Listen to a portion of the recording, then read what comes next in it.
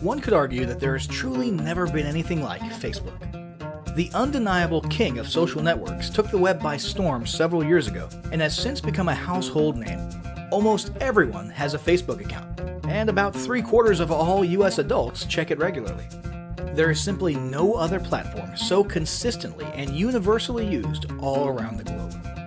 For many businesses and organizations, their Facebook presence has replaced their actual website, at least in importance, because more people are likely to interact and receive updates there. Is there a blackout in your city or an emergency in your local area? There's a good chance that the power company or news agencies will be posting updates on Facebook more quickly and consistently than on their own websites. Why?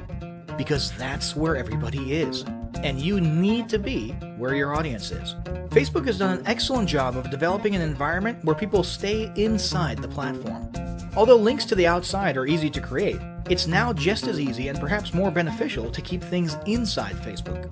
For example, until a couple years ago, most people who wanted to share videos did so by linking to a YouTube video. Today, however, Facebook has made it both quick and easy to upload videos within the platform, and has even made it the best option by allowing Facebook videos to autoplay as people are scrolling through their news feeds, making this option the most beneficial for people doing the sharing and the most pleasing for those doing the consuming. And that's just one example of the things Facebook has done over the last couple years to keep people and businesses inside the platform. The result? After years of this sort of structuring and positioning, Facebook users now actually feel more comfortable when they remain inside Facebook. People trust and feel safe with the Facebook interface, the color scheme, and the overall look and feel, and prefer to consume content inside of it. Hence the enormous success of Facebook native advertising. The point is, if you want to market your business or brand in the place where your audience spends most of their time, and in a context in which they feel most comfortable, and by the way, you do, then you need to be marketing on Facebook. To fully get the point across here, let's look at some more statistics that'll give you a fuller appreciation of Facebook's size, reach, and importance. Almost 40% of the entire world's online population is on Facebook. Of the remainder who don't use Facebook, half of them live with someone who does. There are currently almost 1.8 billion monthly active users, and that's growing by 500,000 new users per day. Almost 1.2 billion daily logins occur, and 6 new profiles are created every second. More than 1 million hours of video viewing takes place on Facebook. Over 250 billion images have been uploaded, which boils down to about 350 million images per day. And just in case you were wondering about the level of engagement, Facebook users generate 4 million likes, 510,000 comments, and 293,000 status updates per minute. With a growing and engaged user base like that, it's no wonder more than 40% of marketers report that Facebook is a critical part of their business. The question is, how do you make it work for you? Now, a quick note on paid versus organic Facebook marketing. Ideally, a solid Facebook marketing strategy should include a solid mix of both of these. Organic marketing is an excellent and critical way to provide content and value, keep your audience engaged, gain brand exposure, grow loyal followers, and establish rapport. Paid ads are a great way to boost those efforts as well as to accomplish a variety of off-Facebook goals, such as website visitors, lead generation, and sales. Facebook's masterfully established native ad style has made paid ads even more effective than anyone could have imagined. That said, this guide will focus almost exclusively on organic marketing methods. If you're interested in how to get started with paid Facebook advertising, definitely check out our other guide on that topic. And now, without further ado, let's move on to the first step of any Facebook marketing endeavor: establishing goals.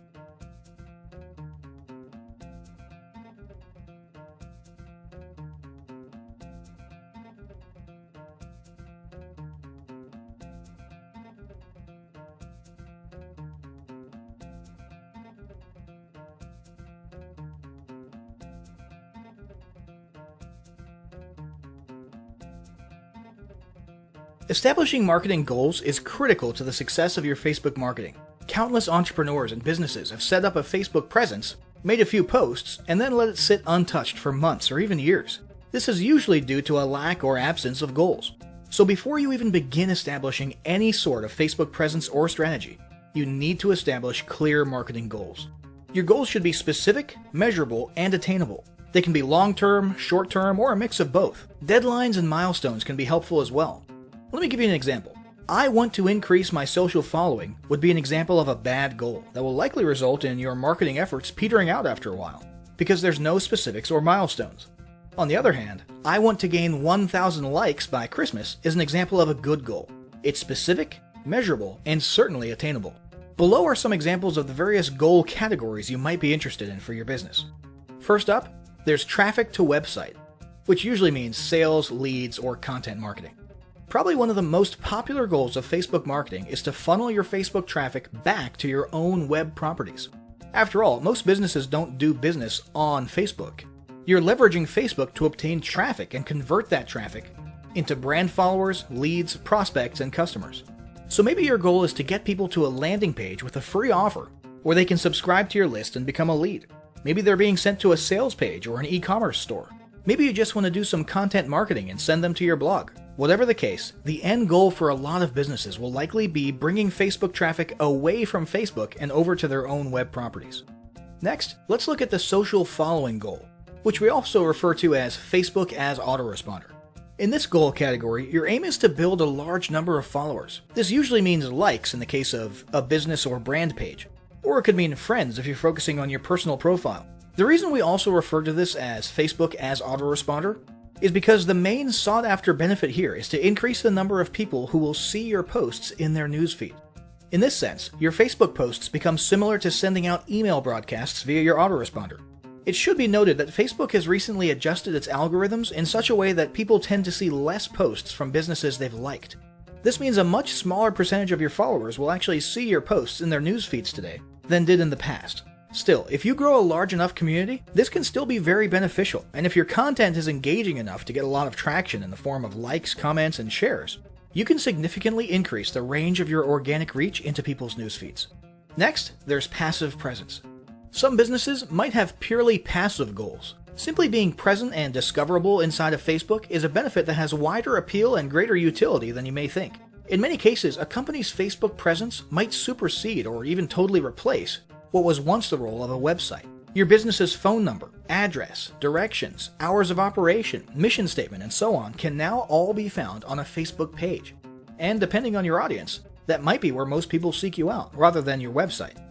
The ease of posting announcements, updates, photos, and other content without relying on a web developer or having to use a web building platform also makes Facebook pages an attractive alternative to the traditional website model.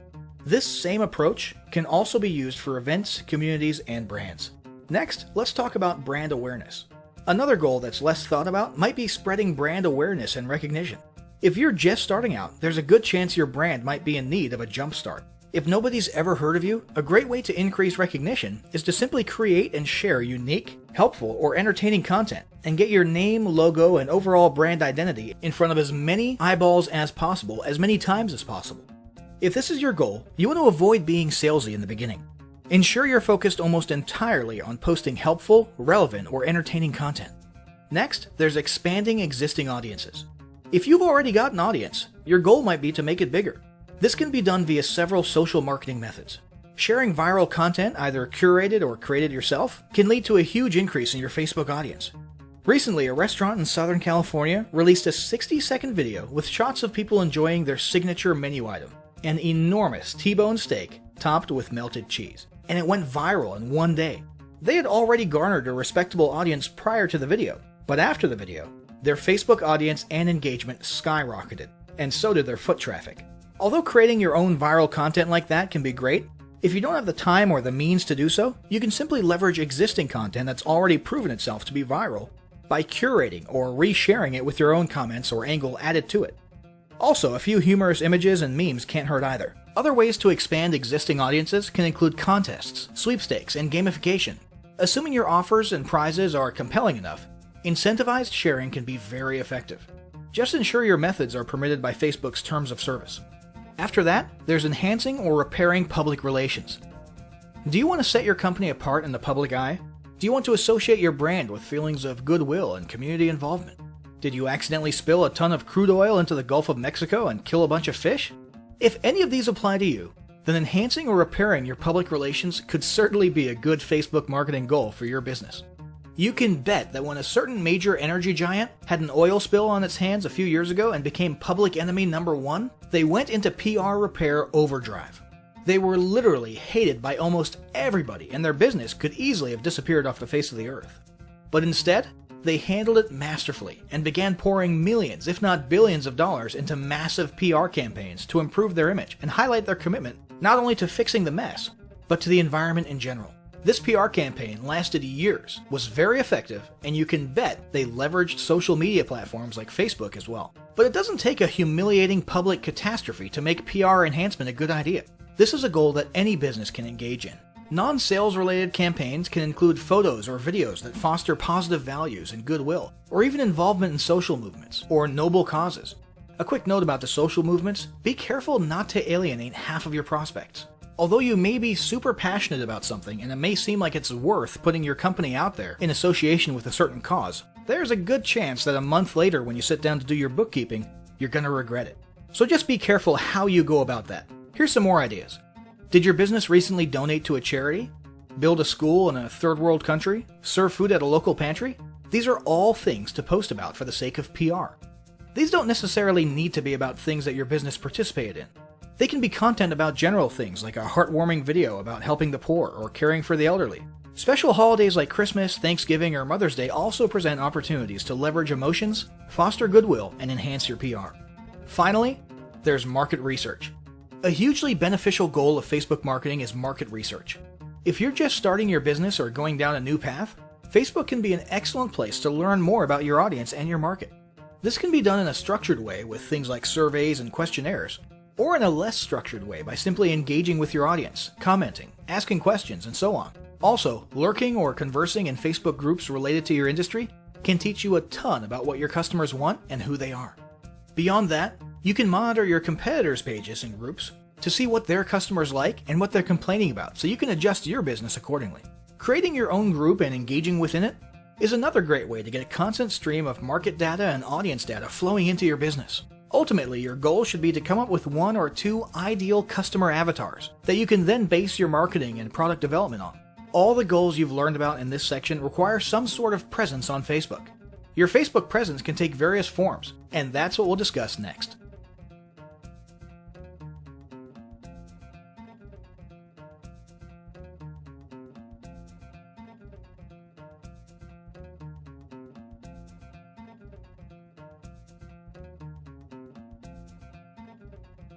In order to reach your audience, gain followers, conduct market research, or accomplish any goals at all, you'll need to establish a presence on Facebook. What sort of presence you create will depend largely on what you hope to accomplish, but the most common first step is usually to create a page, often called fan pages. There are several types of pages to create. These include local business or place, company, organization, or institution, brand or product, artist, band, or public figure, entertainment, and cause or community. Pages are different from profiles for a few important reasons. Your profile is traditionally meant for connecting with friends and family and not for business. Your page, on the other hand, is geared towards raising brand awareness or promoting your business or cause. With pages, you can run paid advertisements, create special offers, analyze data and reports, gain likes and followers, and much more. Pages should be understood as a social avenue for you to build your relationships with prospects, customers, and clients. Finally, business pages are kept completely separate from your personal profile and bear no public connection to you unless you choose to reveal such a connection. Let's talk about building your pages. When you first start the page creation process, and you can simply go to facebook.com/pages/create, you'll be prompted to choose one of the page types listed above. This should be relatively obvious. There is some disagreement about whether online businesses should choose company/organization or brand/product. In most cases, for online businesses, it's the latter, but it entirely depends on your business. It won't make a huge difference in your page functionality though, so don't agonize over the decision too much. Once you've chosen the page type, you'll have a drop-down menu where you'll need to choose an industry or category. If you're unsure which category applies best, don't worry, you can change it later. Then you'll be asked to input a business or product name and hit submit. When you first arrive at your new page, it'll be a little barren, but Facebook has made it very easy to start fleshing it out. The first thing you'll want to do is write a short description of what your page is about. Facebook only allows 155 characters, so you'll want to not only get the main points in just a couple sentences, but you'll also want to make sure you include any critical keywords that you want to be found for when people do searches. Keep in mind, SEO is still important for Facebook, both for its internal search as well as your Facebook page ranking in search engines like Google. Consider using Google's Keyword Planner tool to determine the best exact keywords to use in your description. Speaking of being findable, you'll also want to assign a unique username to your page. What this does is create an easy-to-remember unique URL for your page, so you don't have a long, impersonal, alphanumeric URL. In the end, you should end up with something along the lines of facebook.com/yourbusinessname. But this will be subject to availability, and you may have to use something slightly different from your actual business name if it's already taken. For example, if facebook.com/Tom'sTomatoShack is already taken, you might have to stick a number 2 at the end of it, or settle for Tom's Tomatoes or something. Don't worry about this too much. It's not like you're choosing an important domain name or trademark. It's purely meant to make it slightly easier for you to put your page URL on a business card, or to make links for your page look more friendly. Next, you'll want to add your website. From the options on the right-hand side of your page, click Add a Website and enter your main website address, or depending on your goal, a specific landing page URL.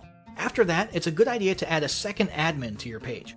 Even if you're the sole owner and employee of your business, you should still do it. This way, if your page or profile gets hacked, and that does happen, or if you get locked out of your profile for any reason at all, you'll at least have someone else who can try to access the page and do what needs to be done. This is a security precaution, so it doesn't matter who it is, and they don't literally need to ever be an actual admin. Heck, this could be your grandma if you want. After that, you'll want to like your own page, so you'll now be following it via your personal profile, and you'll want to make sure you turn on notifications. Now you'll want to start visually completing your page. First, you'll want to add a square profile image. This can be an image of you or your logo, or whatever you want people to see associated with your brand. In addition to being visible on your page, this will also be the avatar image that accompanies your comments and activity on Facebook when you're posting or commenting as your business. Once that's done, you'll want to add a horizontal cover image. If you don't have a horizontal image to use for your cover, you can either create one yourself via a tool like Canva, or you can pay someone on Fiverr to make it for you.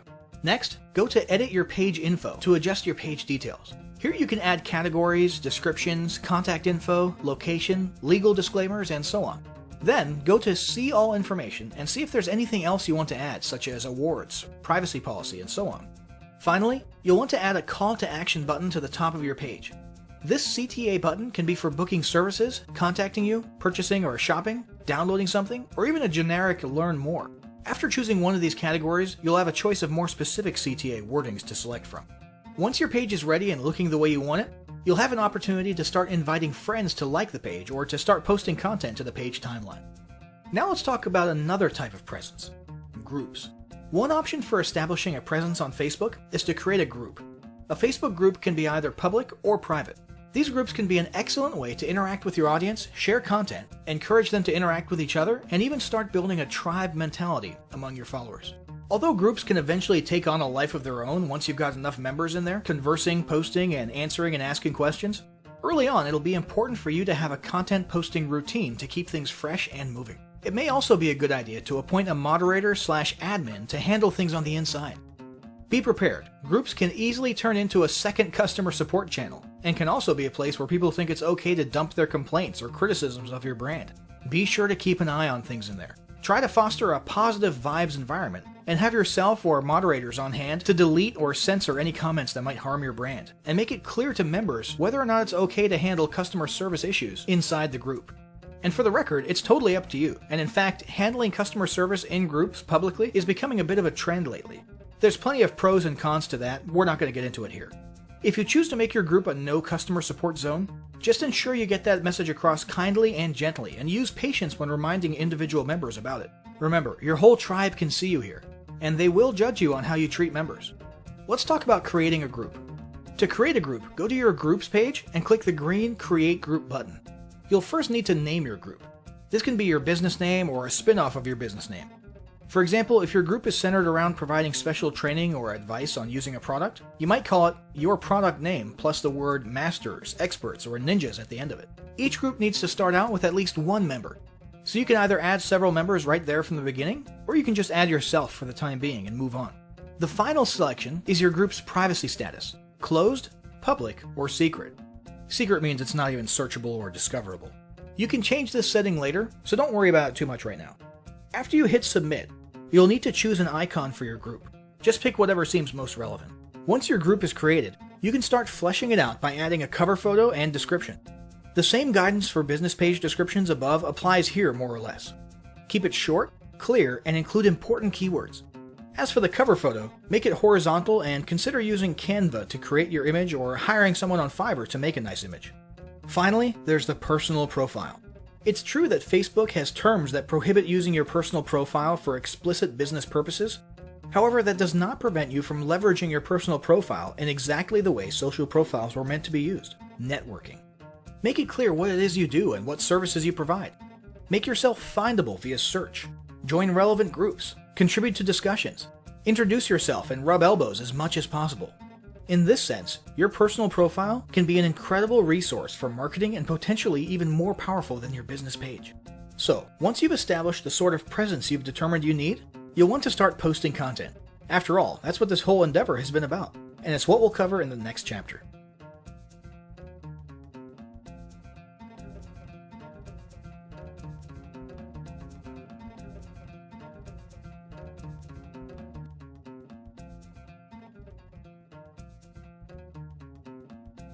Now that you've got your presence established, it's time to start cranking out some quality organic marketing content.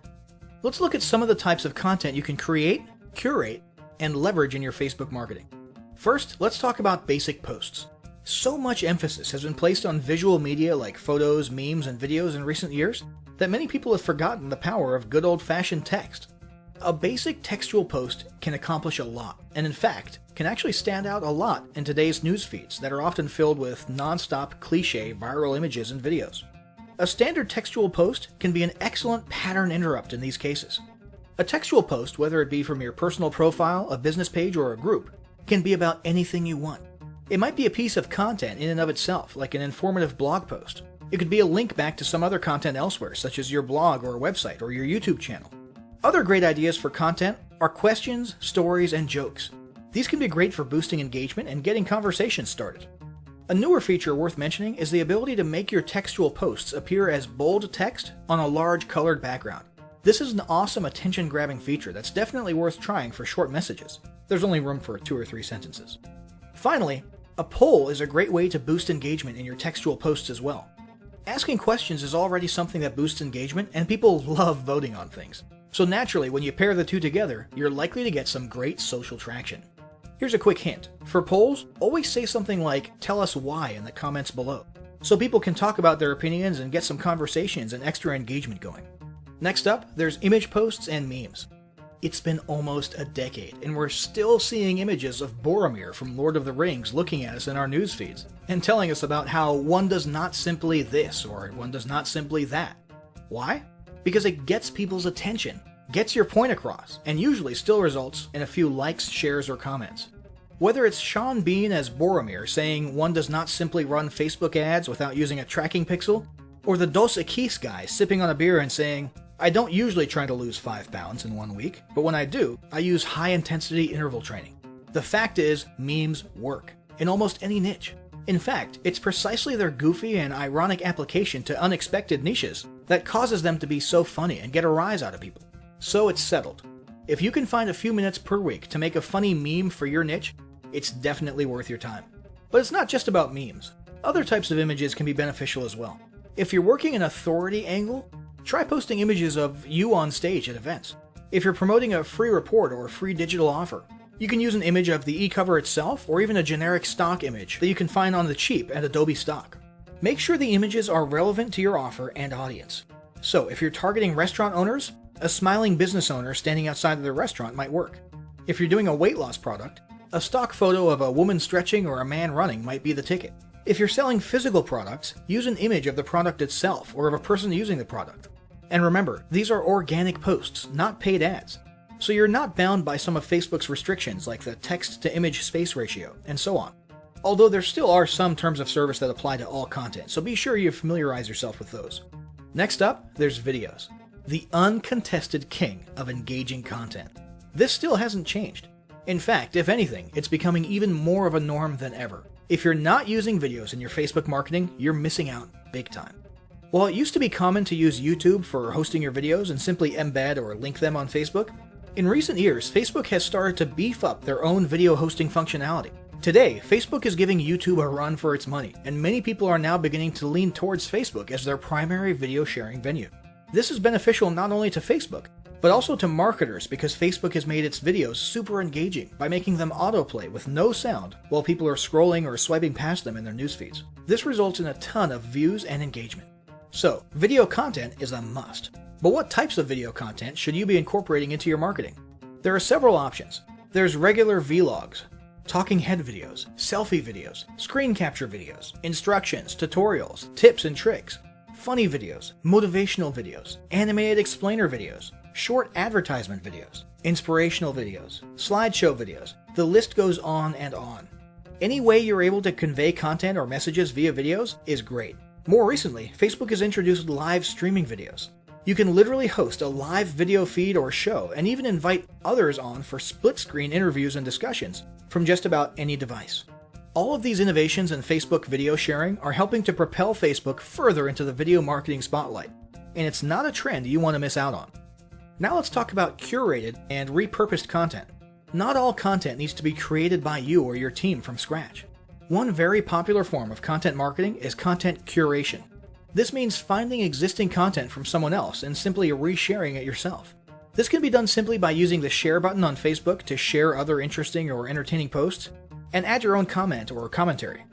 Another way to curate content is to manually republish it. This can mean copying excerpts from someone else's blog, a news article, or a book, and so on. Just ensure you always attribute it to the author. For example, here's some great tips from the folks at such and such blog. And try to always put your own comments at the beginning or end and ask your audience what their thoughts are. This is a mutually beneficial form of content marketing because you're spreading the exposure of the other entity's brand, which they'll appreciate, while also posting content with almost no work required on your part. Another option for quick content publishing is to repurpose your existing content. Do you have ebooks, reports, or guides of your own? Why not take a chapter from one of your ebooks, tweak it at the beginning and the end, and publish it on Facebook? Heck, you could turn an ebook or report into a whole series of Facebook posts covering a whole week. Have a vlog on your website with interesting articles and posts? Why not post a teaser or excerpt from each blog post, old or new, and a link to the post in question? Same goes for videos, podcasts, interviews, and so on. If you've been online long enough, there's a good chance you'll be able to repurpose a lot of your old content into Facebook posts. Now let's talk about boosting content. Although this guide is about organic content and not paid ads, it's worth mentioning that you can pay to give your organic content a little kickstart and increase the reach and exposure of it. You can do this by choosing any organic post of yours and clicking the Boost Post button. This will open a new screen where you essentially turn your post into a paid ad for a limited amount of time. You can set a budget, choose an audience, and many of the other settings you'd usually apply to creating a paid ad. This will get your post in front of many eyes that otherwise would not have seen it in their news feeds. Be advised, when you use this method, your post technically becomes a Facebook ad and will then be subject to Facebook ad guidelines that most organic content is not subject to. So if you have an image in your Facebook post and the image is almost completely text or has a very large text to image ratio, there's a pretty good chance it's not going to be a good fit as a boosted post. Now let's talk about content planning. Planning out your Facebook marketing strategy is super important. The last thing you want is for your Facebook presence to turn into one of those where you set up a page, post a few things, and then becomes lifeless for months at a time. This happens a lot.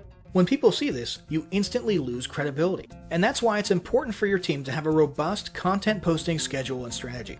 Ideally, you should be posting something almost every day at least. However, this need not always be content designed from scratch. Instead, you can set aside 2 days of the week that are for original, created from scratch posts or videos, while all the other days in between only require a reshared post from elsewhere or a quick meme or image. Set aside another day of each week for a video post and maybe another day for a community poll. If you have a regularly updated blog or YouTube channel, you can also simply add a new step to your blog posting or YouTube uploading workflow, in which after each post or upload, a link to the new content should be shared and teased on Facebook. There are a number of ways to easily incorporate daily Facebook posting into your weekly routine. It would also be a good idea to establish a daily or at least weekly routine for you or a team member to go through all your posts and reply or interact with your audience if they commented or asked questions. Finally, let's talk about tools, services, and help. Maintaining a regular and active Facebook presence can be a little difficult if your business is already busy as it is. If it becomes too overwhelming, there are several options for lightening the load, or at least making it easier to manage. First off, there's tools like Hootsuite and OnlyWire that make social media posting, scheduling, and planning much easier. If you'd like to have your content created for you, there are a handful of paid third-party services out there that will literally create and post content for you on a daily basis. $99 Social would be one example of this. You'd simply fill out a profile of what type of content you want and what industry or niche you're in, and let them take care of the rest.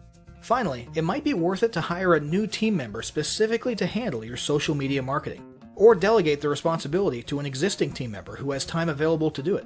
This individual would be in charge of posting, commenting, replying, moderating, and so on. So, Facebook marketing is clearly an incredibly valuable and arguably critical part of any online business today. As you've learned in this guide, it can be a lot easier to establish a Facebook marketing strategy and routine than you may have previously thought. But none of it will count for anything if you don't start applying what you've learned right away. To that end, start implementing the steps of the following battle plan today. Step 1. Establish your marketing goals. Step 2. Determine what type of presence best fits your goals and create it right away. Step 3. Draft up a plan with your team for daily content posting and delegate the responsibility to one person. Alternatively, if you're a lone wolf, consider using the above-mentioned tools or services to lighten the load.